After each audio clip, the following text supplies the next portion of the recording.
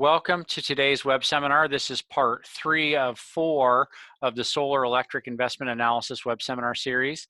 This series is sponsored by the North Central Region Sustainable Ag Research and Education, part of USDA, and we have a grant to teach people about solar economic development, or solar economic analysis, excuse me, and we chose groups like yourselves, rural bankers and ag bankers and rural lenders as an audience of people that interact with farmers quite a bit.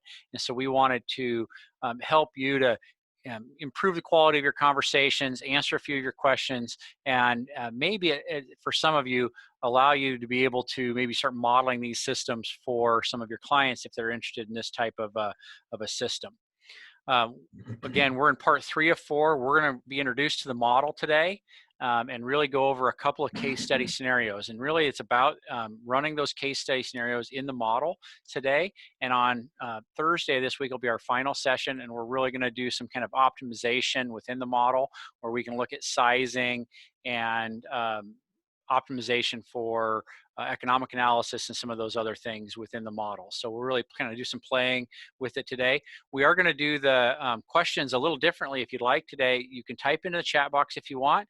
Otherwise, as we go, if you want to hear a little more about something, just go ahead and unmute yourself.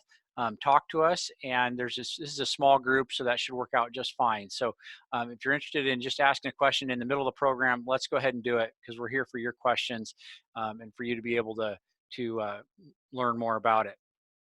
So today we're basically going to just touch on these case studies. We're going to talk about the assumptions in detail, about different assumptions for the case studies.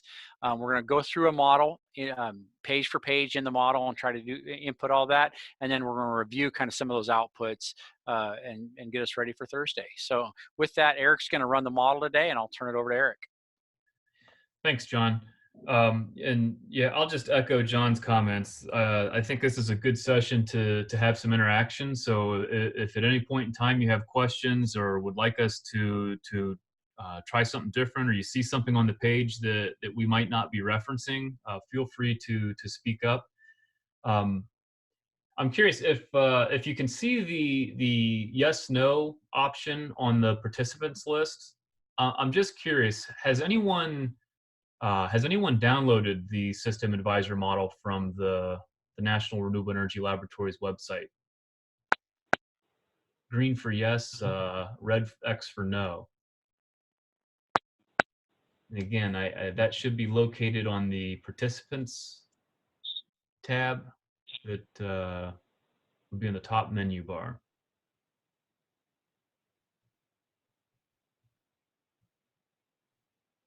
All right, so it looks like John's the only one that's downloaded it to this point.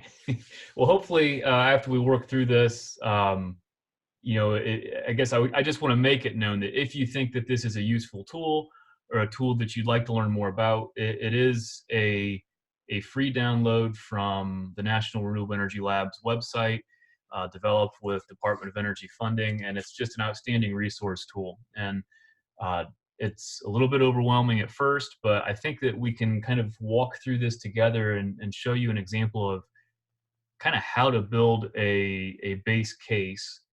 And then again, on Thursday, John's going to show us some advanced features.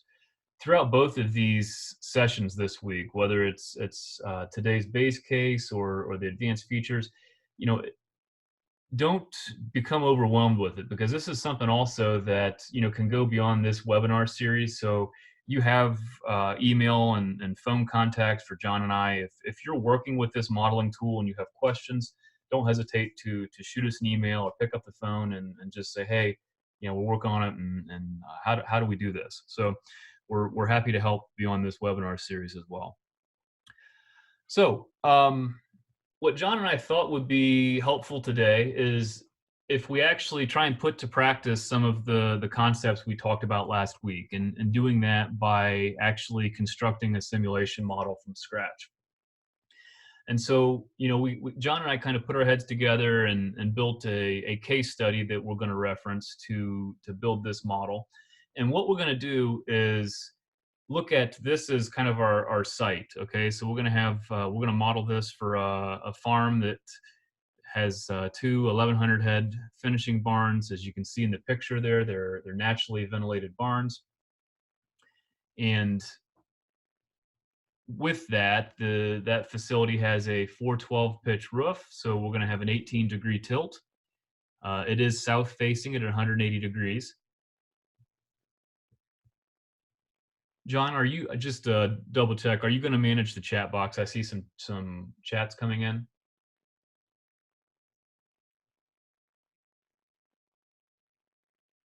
It looks like I lost John.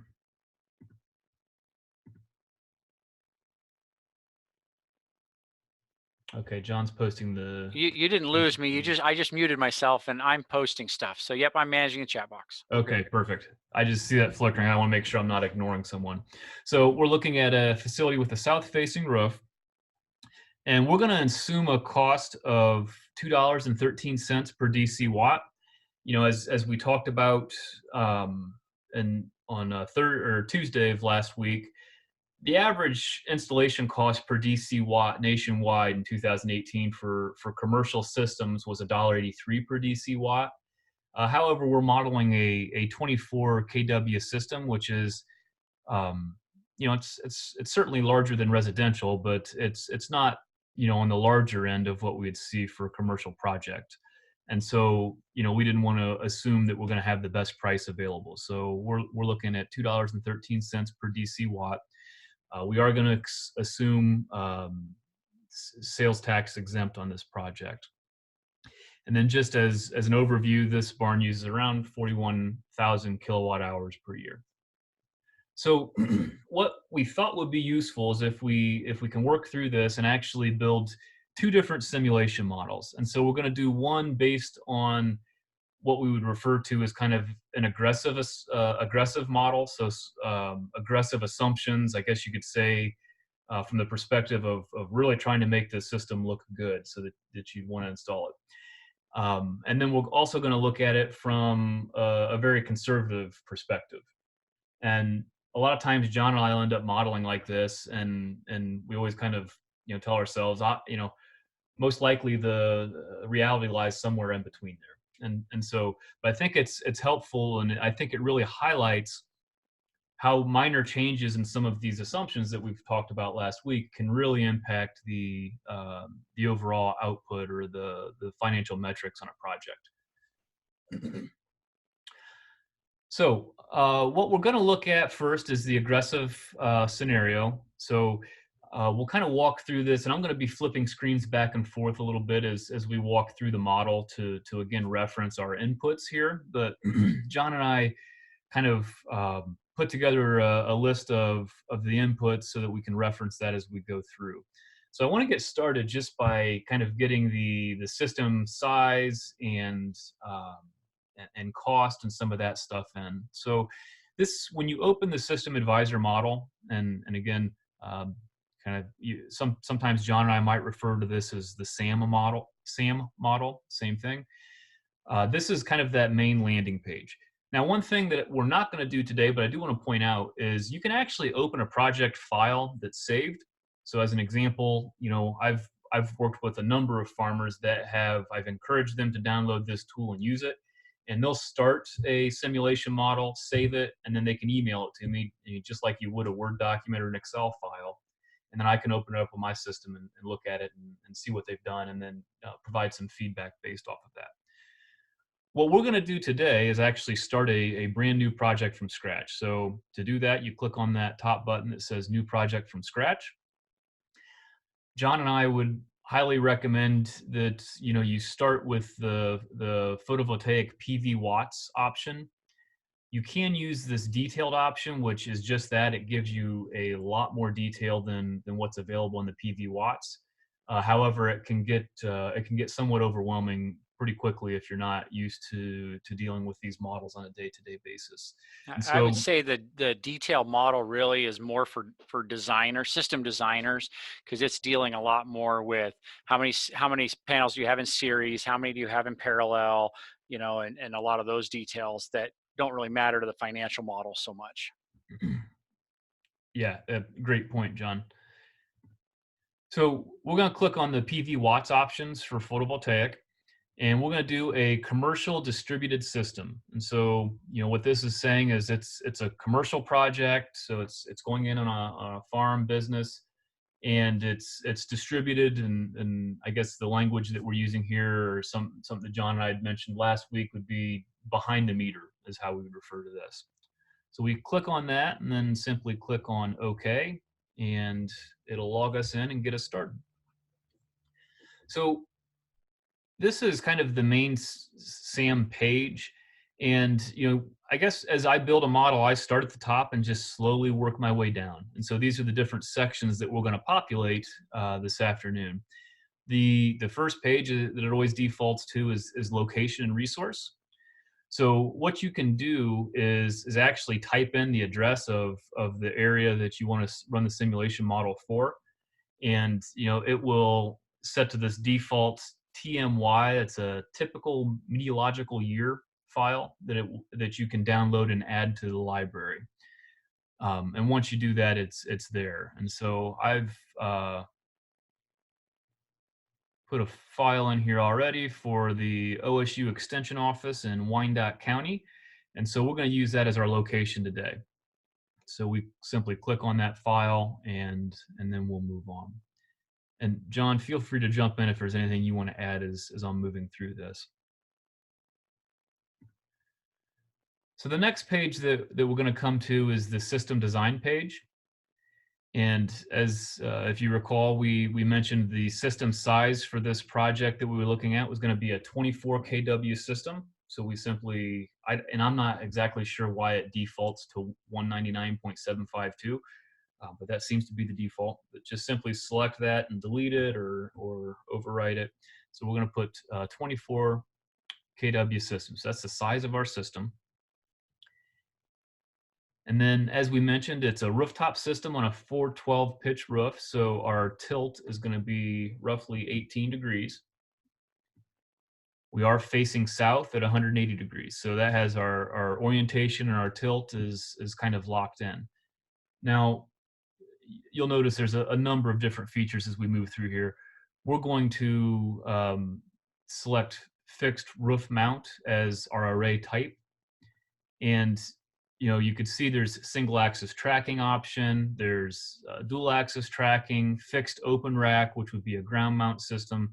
So there's, different options there that are obviously going to impact the production results in terms of how many kilowatt hours are you generating in a given year. I've run some comparison models with single axis trackers in Ohio, and there's roughly a 22% difference in production based on which option we choose here. So down here you'll see losses are populated, and so this is something that they have selected defaults for, and you have the ability to go in and edit that as needed. I typically leave the default loss assumptions as is, but if that's something that you're in a you have a shading issue, or if there's additional soiling, if you're in a really dusty environment, that type of stuff, you can edit those if you're interested in doing so. Just to point out, not that we're going to do this today, but you can enable battery simulation with this. And as John mentioned, if you look at the detailed version of this modeling tool, you can get very detailed on how you build your battery connected systems as well. So we have the location, the system design. Now we're going to go to the systems cost page. So at first glance, this page is a little bit overwhelming as we think about system cost. And if you can kind of call back to the Tuesday of last week when we talked about system cost, we kind of broke down some of the various costs per DC watt, right? So, here you can see they're doing the same thing. They're having a cost that's assigned to the modules, a cost that's assigned to the inverters, battery pack, if that's enabled, your balance of systems, installation, overhead. This stuff is helpful, or I guess if you could put yourself in the shoes of an installer, if you're using this tool to build a proposal for a potential client, this would be helpful for you to kind of understand where your cost allocations are going. But in terms of running a simulation model for a business or farm that's considering this stuff isn't really necessary. So what I like to do to just simplify it is I go through and zero everything out. I'll go through and just highlight all of these inputs and set them at 0. And then look down to the bottom here to just confirm that. So total installed cost per capacity is 0 per DC watt. And so just to make sure that I haven't excluded anything, which has happened in the past. So now what we're going to do is we mentioned that we had a cost. If I'll flip back over here, our installation cost was $2.13 per DC watt, and we were going to be sales tax exempt.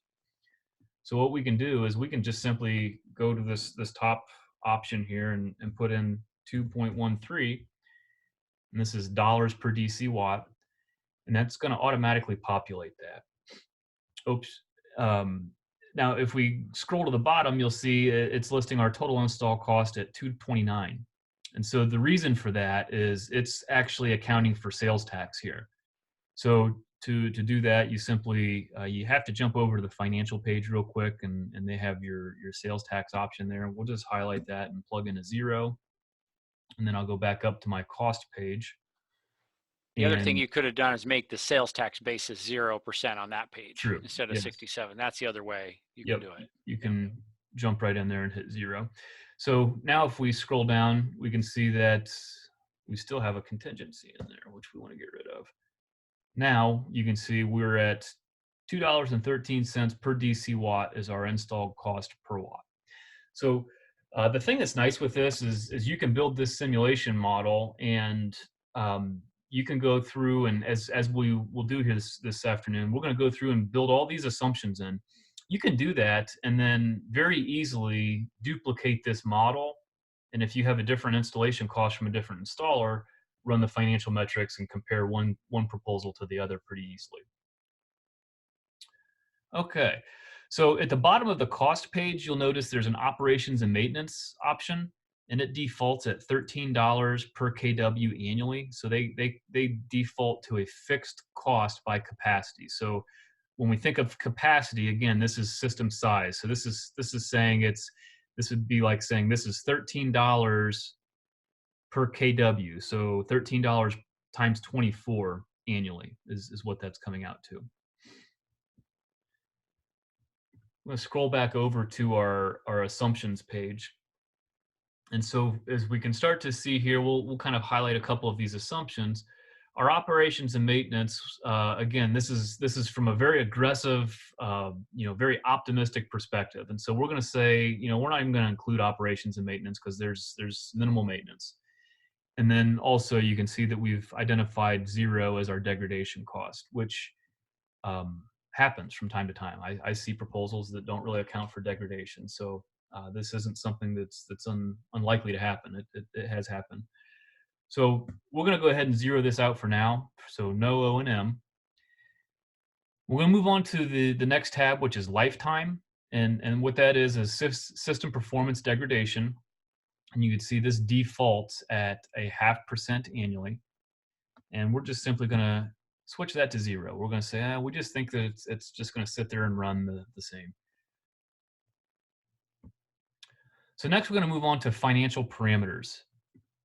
So when we look at our assumptions page here, John and I decided that we were going to assume we're going to borrow money for 100% of the project, and we're going to do that on a 4% loan over 15 years.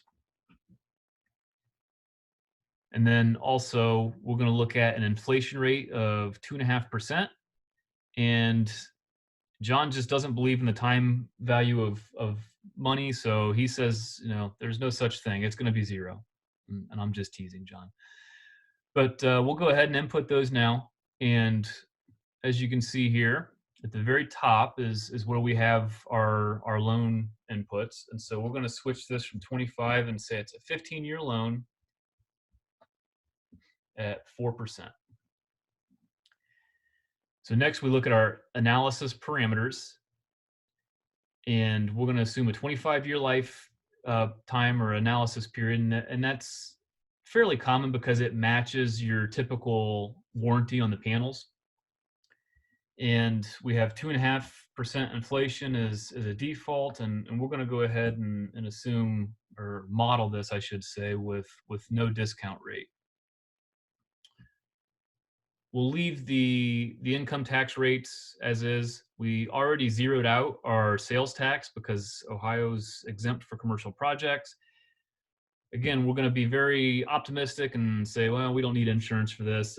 We're going to have good luck, and no issues that are going to need to be covered by insurance. Property tax is another one that we'll model this differently in the next section, but for our optimistic or aggressive assumption, we're going to say property tax is exempt.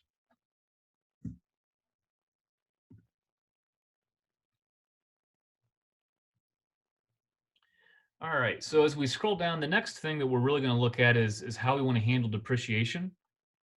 And as we discussed, I can't remember what day it was, but as we discussed last week, there is 100% bonus depreciation available. So we're going to go ahead and model that. And we'll do that by just clicking the customs option. And that allows us to put in custom percentages or values based on the period. And so we can go ahead and just plug in 100% in year one.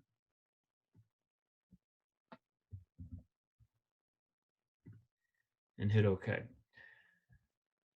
Okay, so the next tab that we're going to go to is incentives. And I just want to scroll back real quickly and kind of share what we were looking at for incentives.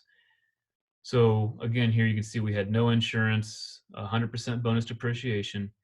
So we're going to do our, and this is hard for me to say because like for the last decade, I feel like I've said 30% investment tax credit.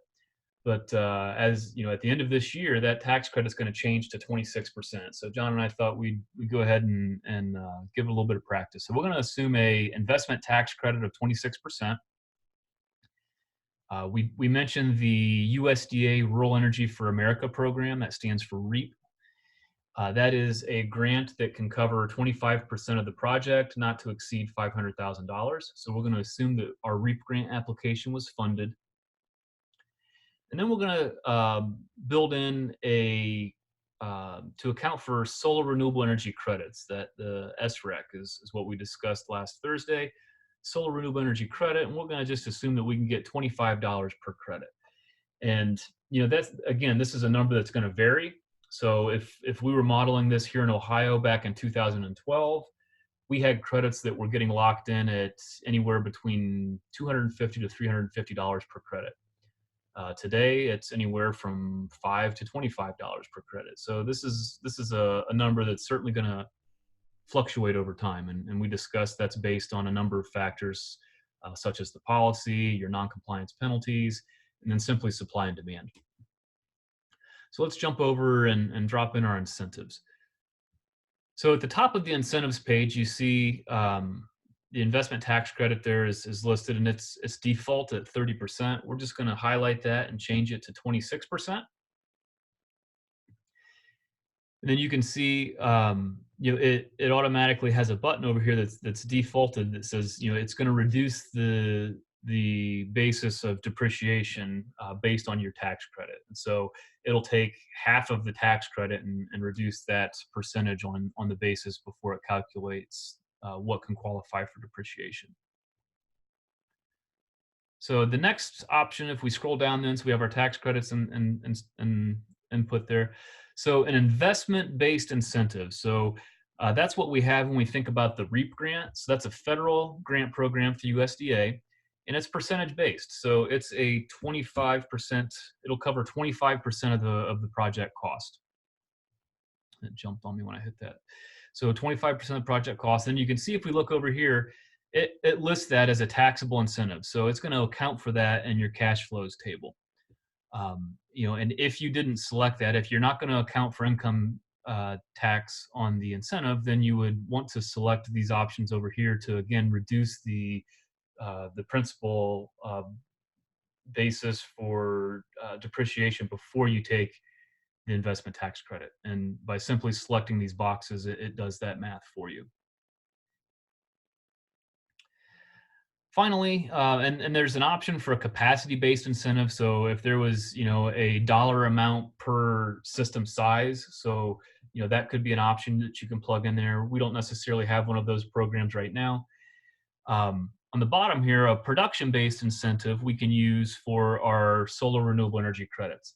If you recall, we mentioned that a SREC, or a solar renewable energy credit, is equal to 1 megawatt hour of production. And so what we can do is just do the math. This is a dollar amount based on kilowatt hour of production. So we'll say a state-based incentive of 0.025 per kilowatt hour, and then we have to put the terms in here. So we just plug in, say, 25 years. And you'll notice that there's a lot of help throughout here. You can see this mentions down here at the bottom, inflation does not apply to the production-based incentive amount in schedule mode. So use a nominal or current dollar value. And there's just a number of different help options as we scroll through here. And I'm going to demonstrate that on the next page as well. But I just kind of want to point that out, as you'll see a lot of notes at the bottom. And then there's also a help menu up here that is very well done. So next we're going to go to build our electric rate. And what we're going to assume is energy escalation rate. So an energy escalation rate of 4%. And we're going to assume net energy metering, which is that we're going to get the full retail value, or the full kilowatt hour value of a unit of energy. And our electricity costs are 12.43 cents per kilowatt hour. So we're going to switch back to the model, and as mentioned, we finished the incentives page, so we'll click on electricity rates. This is a very useful feature within SAM that gets you close in terms of building a rate schedule, but I always find that I have to tweak it a little bit, and so a lot of times I like to have copies of the bills for the site that we're modeling. But to get us started, we just click on search for rates, and you can search by zip code. So we'll do 43351, search by zip code, and it'll find any utilities that are operating in that zip code. Click Ohio Power. And then what you can see over here on the side is there's an option, because there's a whole bunch of different rates that populate. What we can do is filter that by active rates only. So it'll get rid of any old ones. You can also see on the top here that there's an option for different types. So we could just filter by residential. We could filter by commercial, look at all schedules. We're going to look at commercial rates, and this farm is on a GS1 rate. And once we do that, we simply hit download and apply. It says it's been applied successfully. So what this does is kind of import some basic information from that rate schedule. And what we can do then, if we have the bill, is go through and tweak that. So you can see it's already put in its fixed monthly charge at $23.20. And over here is where we can put in our annual escalation. So we were going to assume in our model a 4% energy escalation rate. And again, if we kind of look at the description here, in value mode, it says enter a rate in real terms, because SAM applies both escalation and inflation to the total electricity that it then uses in its cash flow table. So this escalation rate should not be nominal, right? Because we already put inflation in the financials page. Under net metering, we have a couple of different options here, and this is a good example to show kind of how this help menu can help. So if we're going to select net energy metering, and I'll kind of give you a definition of that by clicking that help menu. So if we click the help menu, it kind of automatically pulls us into the section of the model that we're at within their help menu. So you can see we're under electricity rates. And if we scroll down a little bit, you'll kind of start to see headings that you're looking for. So metering and billing is, and this kind of gives you an overview. And then here you can see net energy metering. And this describes to you what assumptions they're using if you select that option.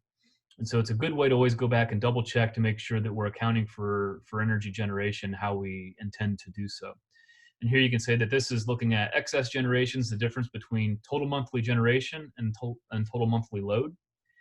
And then here it says any excess generation is rolled over to the next month's bill, effectively reducing the billable kilowatt hours. So this would be what John and I referred to as a true kilowatt hour credit. So carrying over any excess generations as a unit of energy. So we can close that for now. So we'll scroll down now, and here's this. This is a tiered system, so you can see they have different tiers based on how much you're using, and this actually isn't applied on the farm that I'm at. Anywhere you see this 1E plus 38, just think of that as infinity. So that's kind of them putting a formula in there that says, it goes on forever. There's no limit to that. So I'm going to copy that into the first row and then just put number of entries for 1. So there's just one period, one tier, unlimited kilowatt hour usage, and our rate was 0.1243, 12.43 cents per kilowatt hour.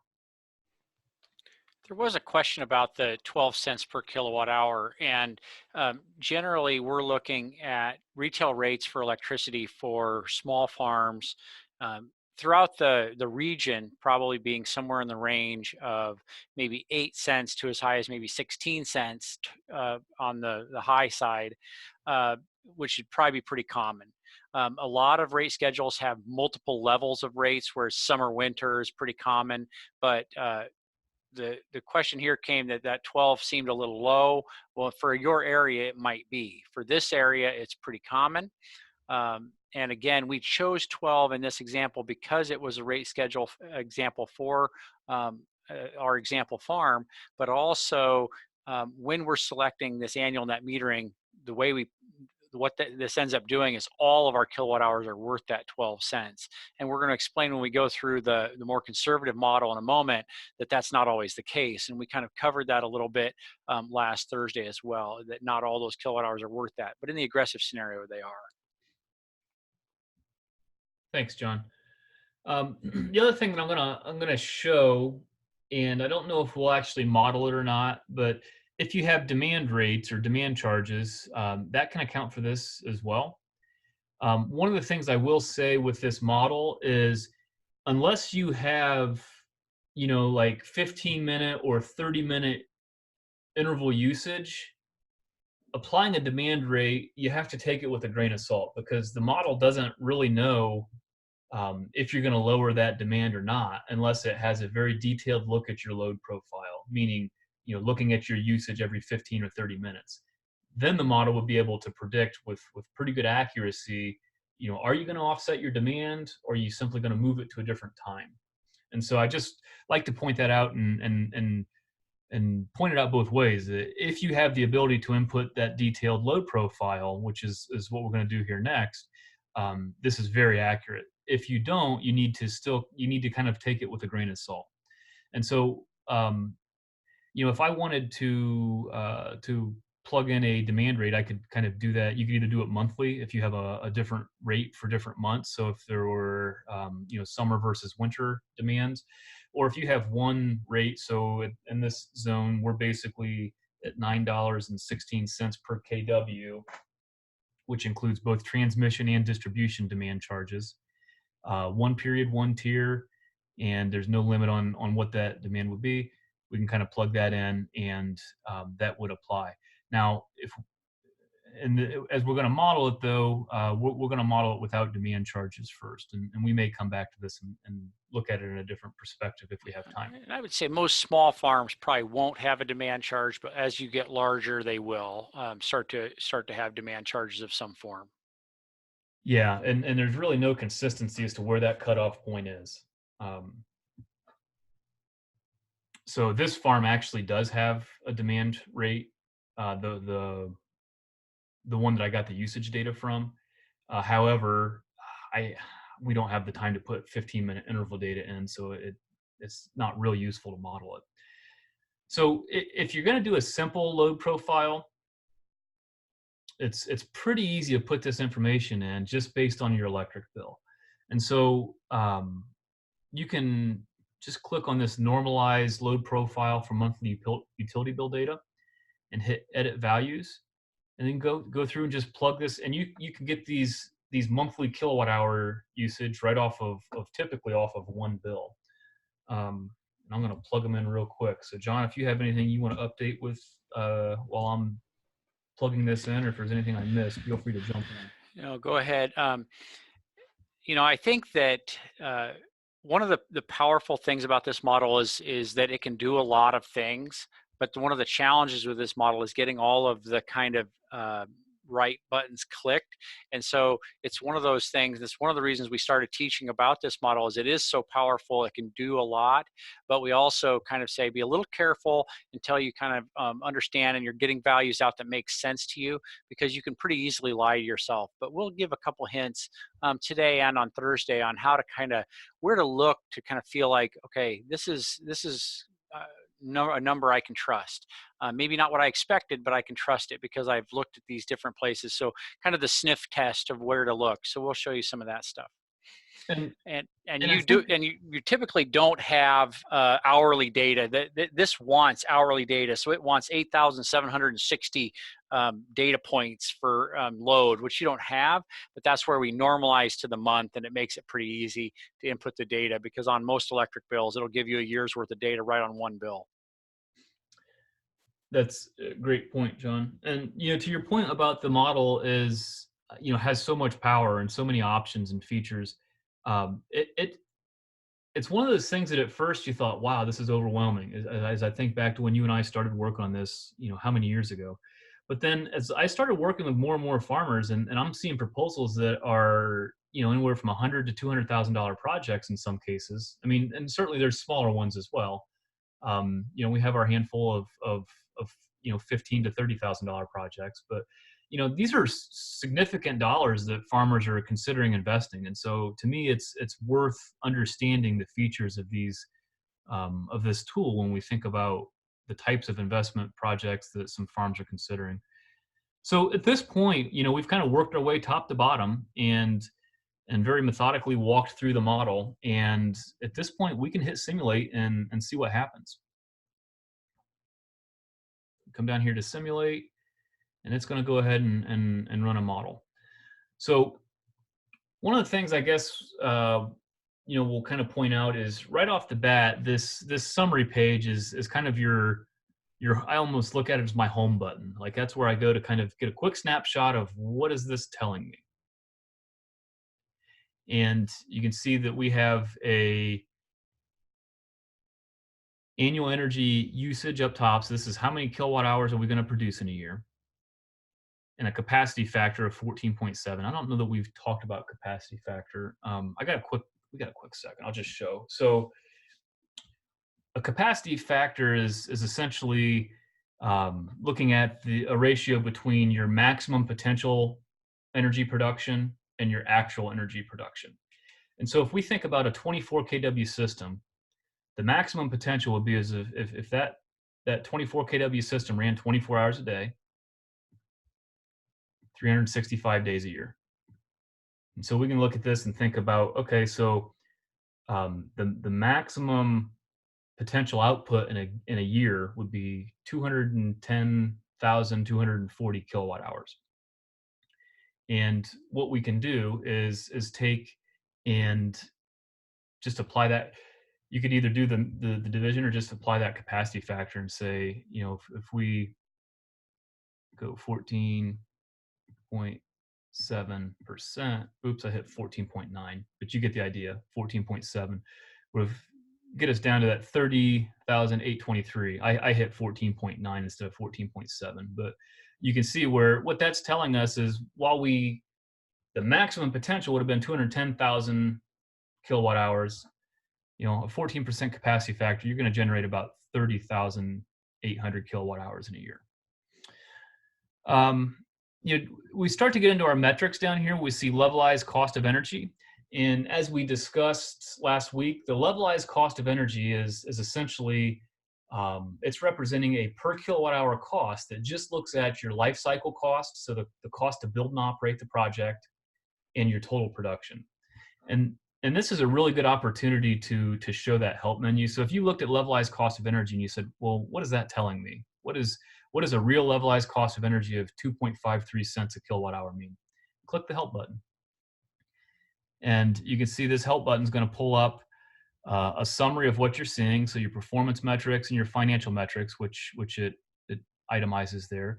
But you can still get into more depth just from here. So there's a financial metrics page that would take you directly to, or right here you can say, okay, well, I'm just interested in levelized cost. So click that button, and it's going to tell you exactly what assumptions this model is using as it looks at levelized cost. And so levelized cost includes the following costs, and it inputs your project cost, operating expense, project debt. You move on down, it says the cost includes the following benefits. So it's going to take and reduce that cost based on these benefits. And then, of course, the assumptions that are included. And then it always has these helpful notes. If you're curious about kind of what is this telling us, for residential and commercial models, the retail electricity prices from your rates page don't affect the levelized cost. The levelized cost is just a measure of installing and operating.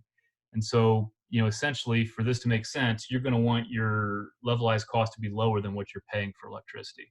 So I just wanted to take a minute and, not that I want to focus on levelized cost as much as an example of how detailed this help menu is. And we could literally stop at any point in this model and click that help button and get that same level of detail.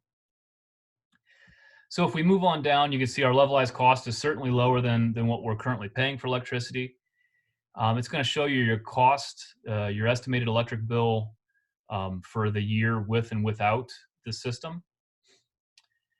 And then you can see here we get into net present value. And so this shouldn't be surprising for anyone in the financial sector as we basically ignored the time value of money, that there's a positive net present value, and that there's not a lot of difference between the simple payback and the discounted payback period. They're nearly identical. And then our net capital cost is listed there as well. There's a couple of helpful graphs that just kind of brings out automatically, so you can see your production here.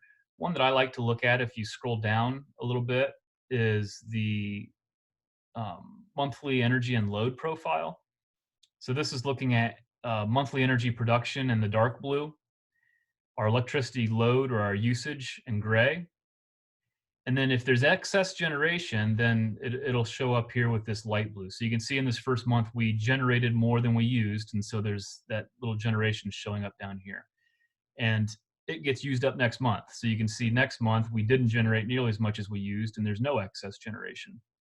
And so as you start to see some of these summer months when we're over generating quite a bit, there's a lot of excess generation. And then this excess generation in July gets carried over to August, when we again over generated. So you can see our excess generation kind of building up through that July, August, September, October timeframe. And the reason for that is because of our net metering was selected to carry over those kilowatt hours from the preceding month. So the other thing that we can look at here is our cash flows table.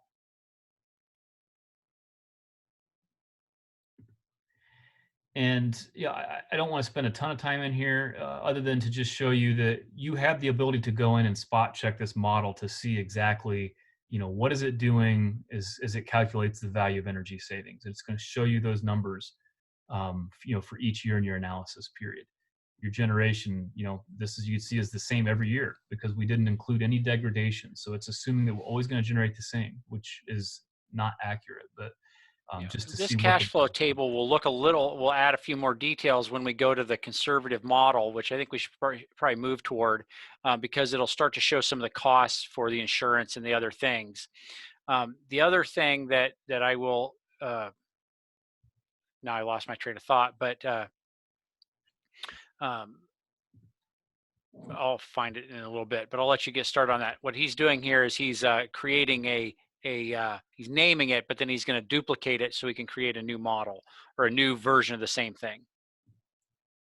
So we can duplicate that and then we'll rename it, and we'll go ahead and call this a conservative model. Click OK.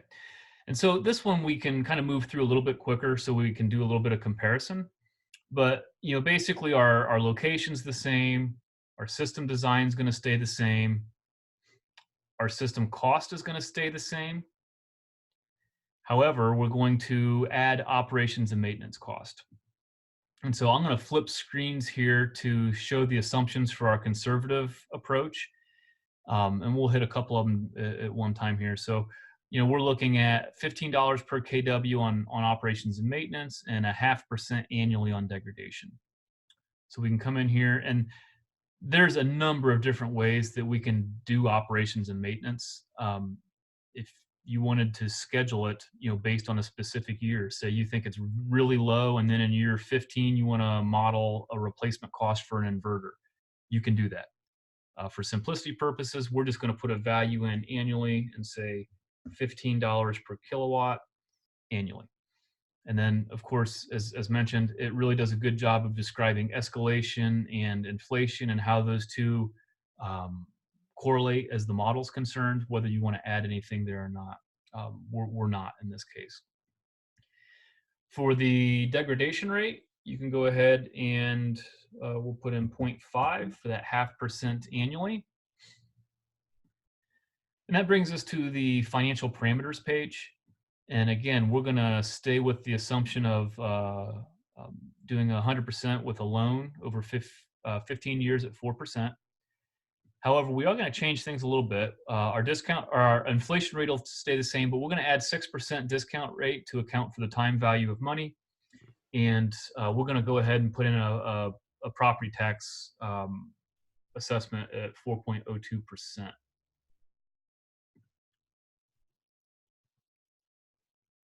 So where am I at here? 15%, 4 years. Inflation stays the same. Our discount rate, we're going to assume 6%. Our insurance, we're going to assume 0.5% annually.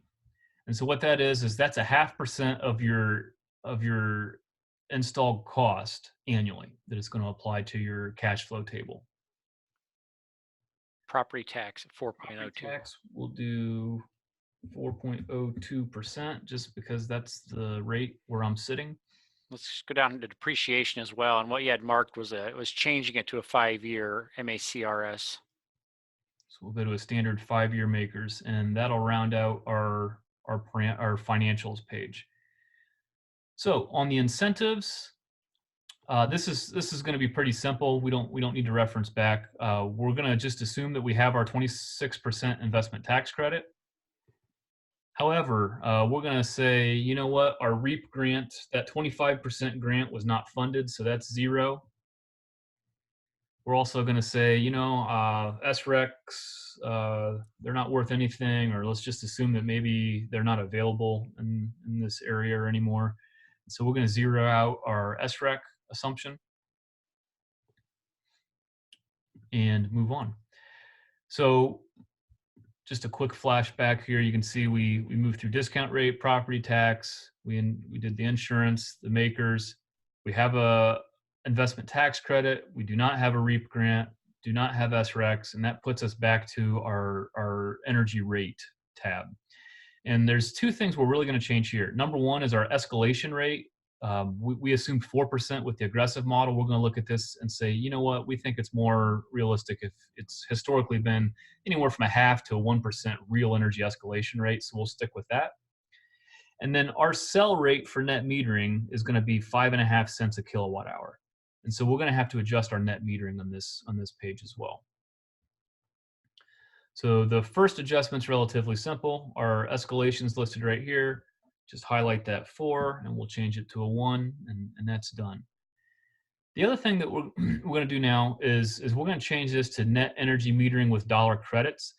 And what this is going to do, and again, you could go to the help menu and get a detailed description of what it's saying, but it's basically saying that any excess generation at the end of the month is going to be credited to the next month's bill at a value.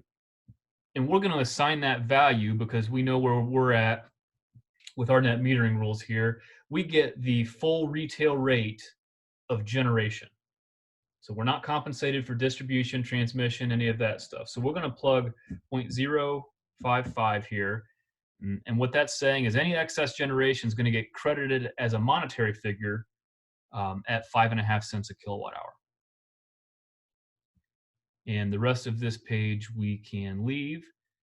Nothing's changing on our electric load. That's all going to stay the same. And so we can go ahead and hit simulate. So from this, you can see we've had some significant changes. You know, our generation and this is generation in year one is going to be the same. So if we look at the cash flow table and compared the monthly generation, you would see, and I can flip there quick, you could see that that's going to slowly go down over time because the panels are degrading at 0.5% annually is what that's showing us. Capacity factor stayed the same. As we look at levelized cost of energy, you could see and actually, give me just a second. I'm going to copy this into a table so we can just look at it side by side.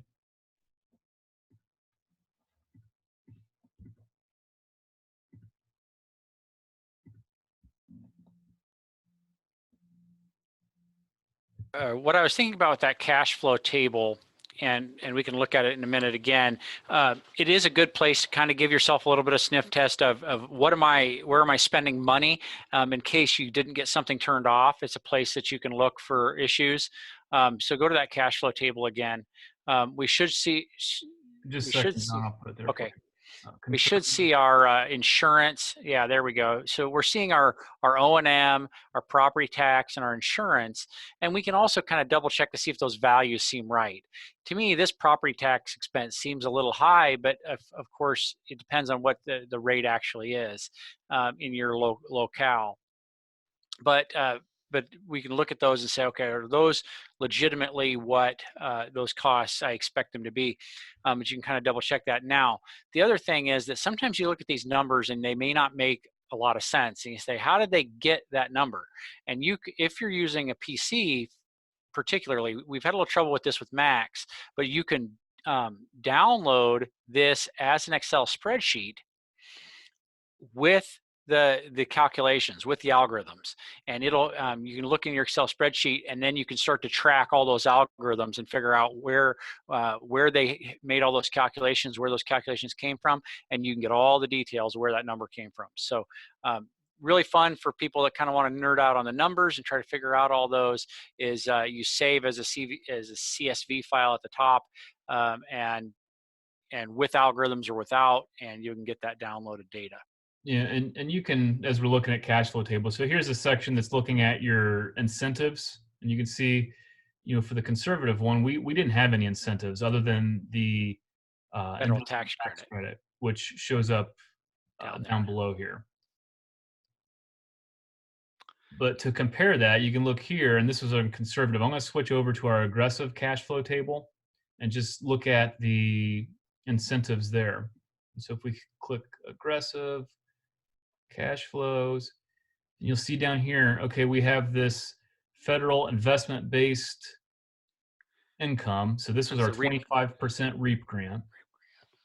And then down below here, we have a state production-based income, and that was our sale of our SRECs at $25 per SREC.